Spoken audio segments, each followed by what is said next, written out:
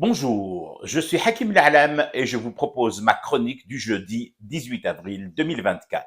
Elle s'intitule Hier, nous avons semé les graines de talisman et les poils de bouc. Aujourd'hui, nous récoltons les amulettes plantées d'aiguilles.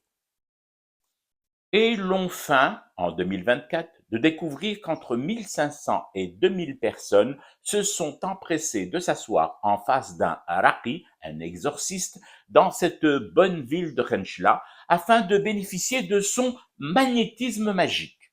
Et l'on écarquille Zama les yeux de stupeur en visionnant ces vidéos de files de voitures se dirigeant en bouchons compacts et klaxonnant d'impatience vers le temple de la rédemption, une vulgaire salle des fêtes où ce raqi a officié moyennant bifton glissé dans l'échancrure de son qamis fleurant fort le musc.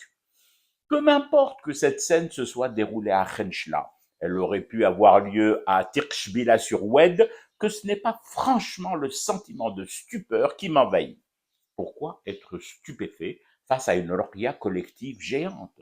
Pourquoi arrondir sa bouche en queue de poule et arquer ses sourcils en accent circonflexe? Parce que des convois sans fin de voitures ont défilé et déversé entre les jambes de ce sauveur des fournées pleines de désespérés. L'étonnement, mon œil, si j'ose dire, et je l'ai plutôt mauvais mon œil ce matin. Tout de même, les vierges et puceaux effarouchés, ça fait plus de 30 ans que l'école algérienne prépare à la ruqya. Ça fait plus de 30 ans que l'école travaille au corps les futurs exorcistes et les futurs candidats à une séance d'exorcisme, voire à plusieurs séances, voire à la formule abonnement mensuel. Ces 30 dernières années, et même avant, nous n'avons eu de cesse au soir d'Algérie, et ici même, dans cet espace inroyable, de lancer des alertes sur cette école où l'on apprend à rapporter au maître ou à la maîtresse ce qui s'est passé la veille dans la chambre à coucher des parents, où l'on apprend à rapporter en douce au prof des bouchons en liège piochés dans la poubelle, où l'on apprend à laver les morts, où l'on apprend aux cours de maths ou de physique à fabriquer une Kaaba en carton-pâte, à la planter de bédouines manières dans la cour de l'école et à s'entraîner à tourner autour dans le bon sens sous le soleil en récitant le bon refrain. Combien de fois n'avons-nous pas endossé le rôle ingrat des emmerdeurs, à vouloir absolument réveiller les endormis, les assommer par le sort ou quelque autre sortilège sur ces dérives, et ce qu'elles allaient produire dans un futur pas si lointain, comme déviances dangereuses, déséquilibres mentaux et sociétaux, et fléaux du burn-out et du suicide à dose industrielle. Je ne compte plus, et je refuse même de recompter, parce que le futur d'hier est le présent d'aujourd'hui. Nous y sommes.